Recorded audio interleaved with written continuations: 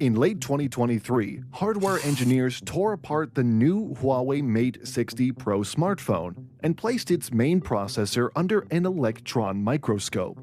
What they found was something that was supposed to be impossible: a 7-nanometer system-on-chip known as the Kirin 9000S, manufactured entirely within China by the Semiconductor Manufacturing International Corporation. Washington had deployed the most severe export controls in modern history to prevent exactly this.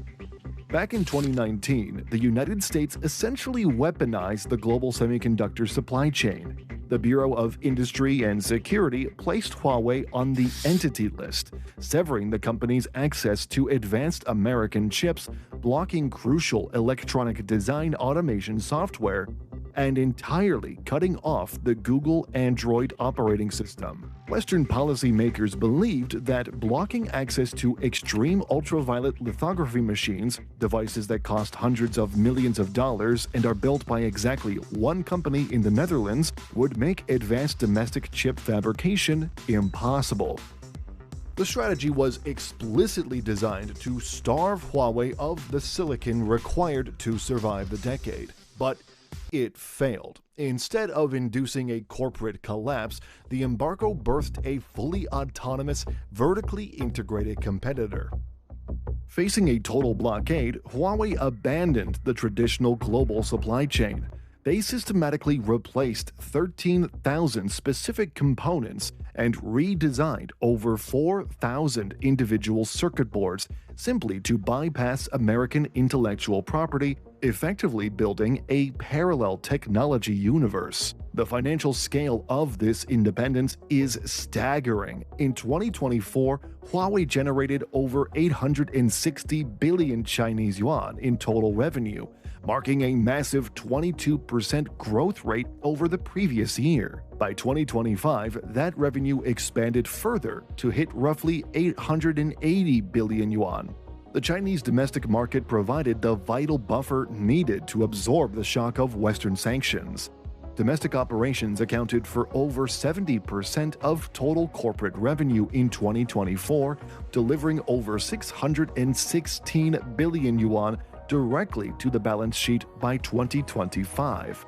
Huawei poured this capital directly into deep tech research.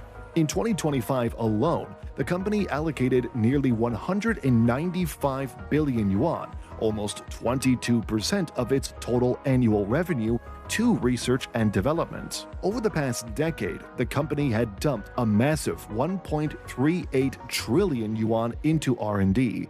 Today, out of its massive workforce, 114,000 employees work exclusively in R&D divisions, meaning more than half of the entire company headcount is dedicated to building this parallel supply chain.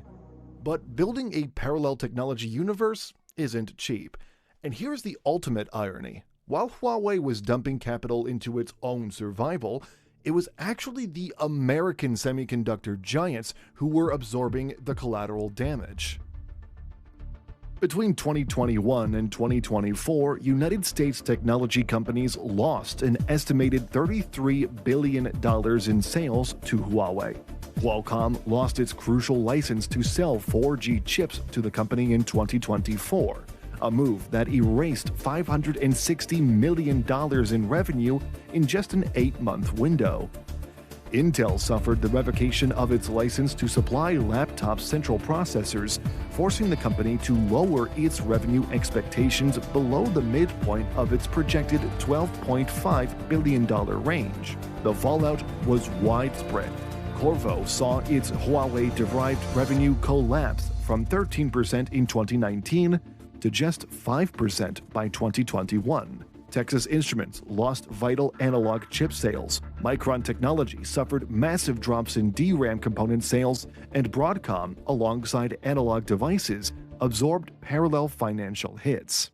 So how do you train advanced AI without companies like NVIDIA? You don't have a choice. You build the hardware yourself.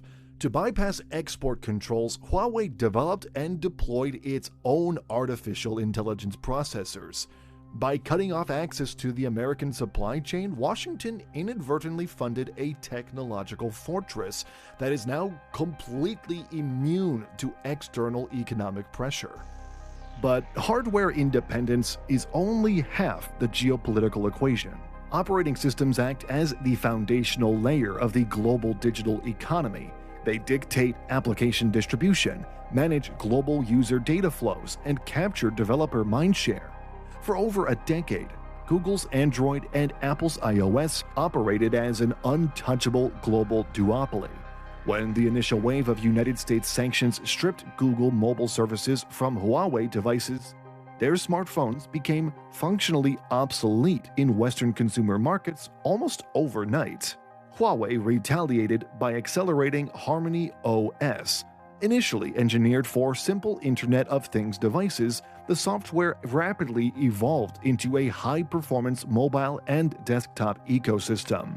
By early 2025, HarmonyOS crossed a monumental threshold: 1 billion active installed devices. The domestic Chinese market adopted the new ecosystem at unprecedented speeds. In the fourth quarter of 2024, HarmonyOS captured a 19% market share in China, officially surpassing Apple's iOS, which dropped to 17%. Then came the kill shot: HarmonyOS Next. This groundbreaking iteration completely deletes the Linux and Android open-source project cores, relying exclusively on Huawei's proprietary Hongmeng microkernel. It uses only natively built applications, severing every single technical tie to the American software ecosystem. This software fracture now targets desktop computing, putting Microsoft Windows against a hard deadline in the East. The United States government supply license allowing Huawei to utilize Windows operating systems expired in March of 2025. Anticipating this exact cutoff, Huawei engineered a new generation of personal computers. Powered by the proprietary Kunpeng CPU and running a desktop variant of HarmonyOS, these machines integrate DeepSeek large language models directly into the operating system. It is a standalone AI PC, completely divorced from Silicon Valley. The geopolitical implications of this are massive. Think about it. A third global mobile ecosystem creates a massive intelligence blind spot for Western agencies. Devices operating on HarmonyOS provide a direct, unmediated channel for data collection, a channel that operates completely outside the jurisdiction of Western privacy regulations. Under Article 14 of China's National Intelligence Law, domestic companies must assist state intelligence efforts when requested. As HarmonyOS expands across the global south, immense volumes of user data, location metrics, financial transactions, biometric identifiers flow through architecture governed by Beijing, not California. The global technology market now faces an adversary nation controlling a rapidly expanding closed-loop software ecosystem perfectly insulated from Western legal oversight. But dominating the software of a single phone is only half the battle.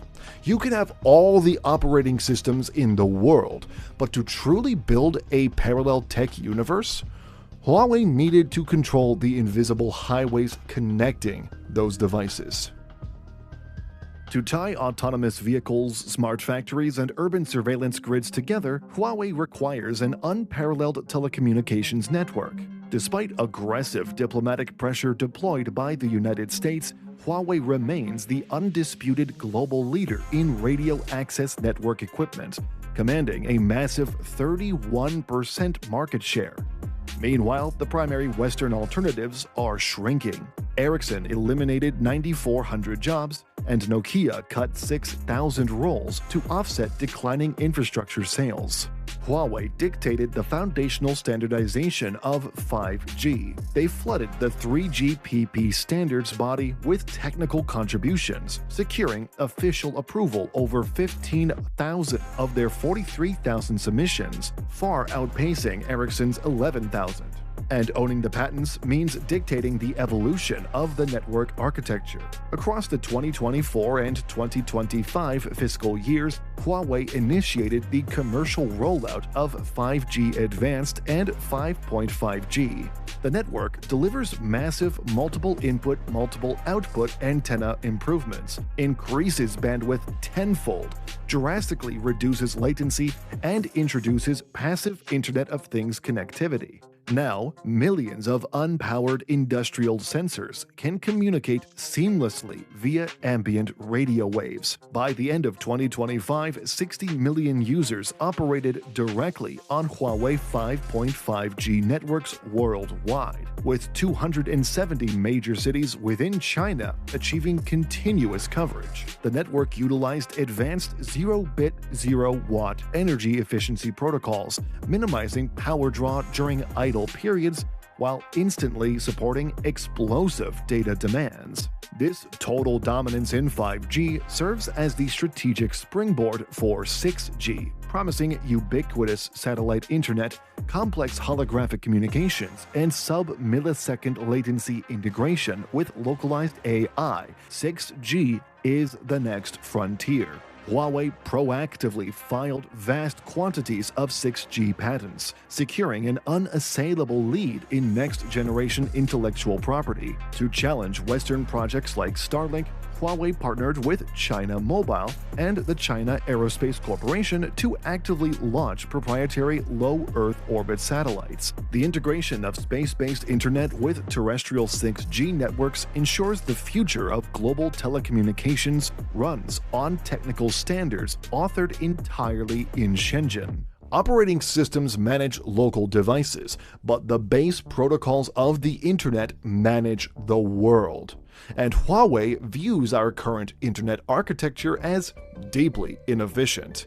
So they formally propose a radical alternative to the International Telecommunication Union. They called it New IP. New IP introduces variable length IP addresses and heavily enforces deterministic quality of service routing. This guarantees specific bandwidth and latency parameters for critical industrial applications, an absolute necessity for real-time autonomous driving networks and remote robotic surgery. But what happens when you tightly couple the application layer directly to the physical network infrastructure? The technical enhancements conceal a profound shift in global network governance. New IP deliberately reintroduces circuit-switched principles. While TCP/IP passes uniform data packets as a messy, decentralized web of independent nodes without deep inspection, New IP functions as a highly structured, hierarchical network utilizing a centralized, deterministic control layer. This control layer possesses the innate capability to inspect, prioritize, or terminate individual data flows based on origin, destination, or content. Cybersecurity researchers and ICANN sounded the alarm. The implementation of New IP makes pervasive monitoring and top-down state control of the internet effortlessly scalable. Facing intense backlash from Western delegates, Huawei rebranded the initiative as Future Vertical Communication Networks, but the core technical proposal remains identical. China leverages the ITU because its one country, one vote system heavily favors the developing nations of the Global South, aiding in the effort to bypass Western-dominated standards bodies. If Huawei successfully mandates New IP as a global standard, the underlying fabric of the Internet transitions from an open, permissionless commons into a highly regulated digital panopticon. The rollout of China's National Cyberspace ID system in July 2025 further deepens this control, creating a unified digital identity framework integrated directly at the carrier level. So what do you do when you're shut out of the US and heavily restricted in Europe? You look everywhere else. Huawei had to execute a massive geographic pivot. They targeted the developing world through the digital Silk Road, providing digital financing, technical expertise, and physical infrastructure.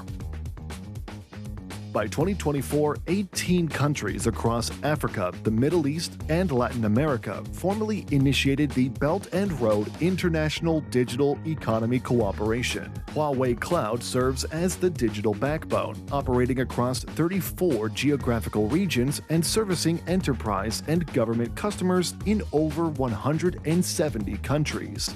Today, Huawei secures nearly 60% of all state-backed cloud infrastructure deals in middle-income and partly free countries, with Africa accounting for 60% of these strategic deployments. They have successfully deployed massive national sovereign clouds and e-government data services in Ethiopia, Uganda, Saudi Arabia, and Brazil. But international data requires physical transport. HMN Technologies, formerly Huawei Marine Networks, lays fiber optic cables across the ocean floor. Historically, American-owned Subcom and France's Alcatel Submarine Networks dominated this maritime industry. The United States executed aggressive, targeted diplomatic campaigns to prevent HMN from securing vital contracts, successfully forcing the SMIC 6 consortium to drop the Chinese supplier. This intense diplomatic pressure reduced HMN Technologies' share of planned subsea cable systems to just 4% throughout 2026, down from a historical baseline of 10%. However, HMN continues to execute critical infrastructure projects linking China directly to the global south, including actively building the massive Peace Cable traversing the eastern coast of Africa. Control over these physical cables ensures sensitive data routed between digital Silk Road participant nations entirely bypasses established Western intelligence interception points. At the terminus of these vast data networks lie the safe cities. Huawei exports massive surveillance architectures to municipal governments desperate to curb crime, optimize traffic, and maintain political stability. Having constructed 160 smart cities across more than 100 countries globally, this hardware creates an unparalleled environment of total geographic visibility. These deployments cluster heavily across the Indian Ocean Rim and the African continent. Kampala, Uganda, features 1,800 high-definition CCTV cameras equipped with advanced facial recognition capabilities, a $126 million infrastructure investment. Nairobi, Kenya utilizes 2,000 Huawei cameras feeding high-resolution data directly to National Police Headquarters.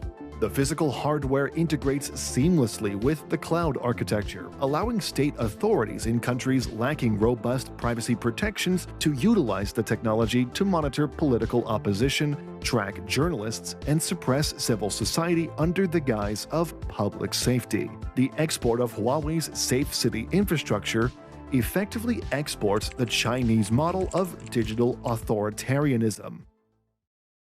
Consumer smartphones might generate all the tech headlines, but heavy industrial sectors generate the actual future of the global economy. While Silicon Valley was busy building consumer language chatbots, Huawei engineered a massive corporate pivot, integrating AI directly into heavy industry. Huawei released the Pangu Models 5.0 and 5.5 hyper-specialized industrial-grade artificial intelligence models. The 5.5 iteration utilizes a highly complex mixture of experts architecture, boasting 256 individual experts and over 700 billion total parameters, trained exclusively on massive data lakes from the mining, meteorology, and manufacturing sectors. China Baowu Steel Group implemented the Pangu prediction model to manage highly volatile blast furnaces, achieving a 90% accuracy rate in predicting molten iron temperatures. This optimization saves 2 kilograms of fuel per ton of iron produced, translating to 20 tons of fuel saved per blast furnace daily. Deep underground, Shandong Energy Group deployed the specialized Pangu mine model, processing real-time data from cameras, LiDAR, and radar to identify over 95% of belt conveyor exceptions and automate dangerous safety inspections. By the close of 2023, nearly 1,600 intelligent mining faces operated within China. The automotive sector represents the ultimate convergence of Huawei's hardware, software, and artificial intelligence capabilities. Interestingly, Huawei does not manufacture cars directly, refusing to assume the massive capital expenditures of physical assembly lines. They operate instead as a premier Tier 1 supplier.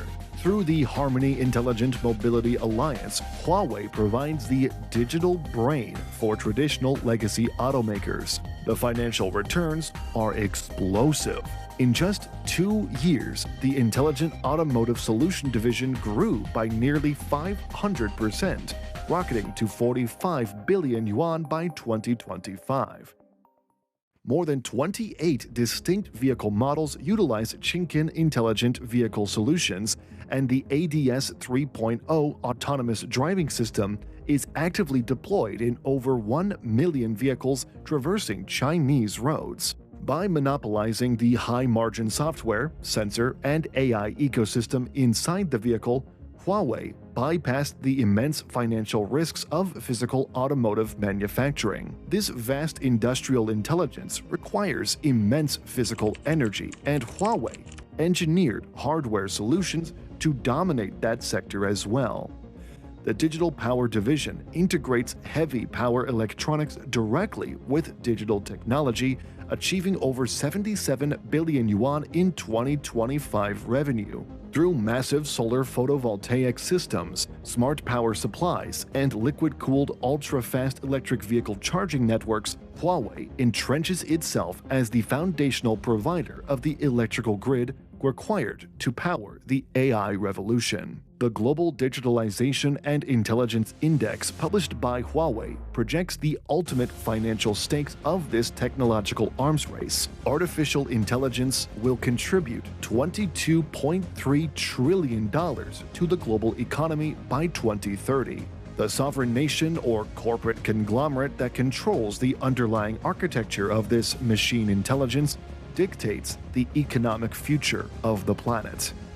The United States attempted to eliminate Huawei from the board entirely. They assumed that severing access to the American silicon would induce an unstoppable corporate death spiral. But the strategy achieved the exact opposite outcome. The draconian sanctions forced Huawei to evolve, transforming them from a vulnerable telecommunications hardware vendor into a highly resilient sovereign technological superpower.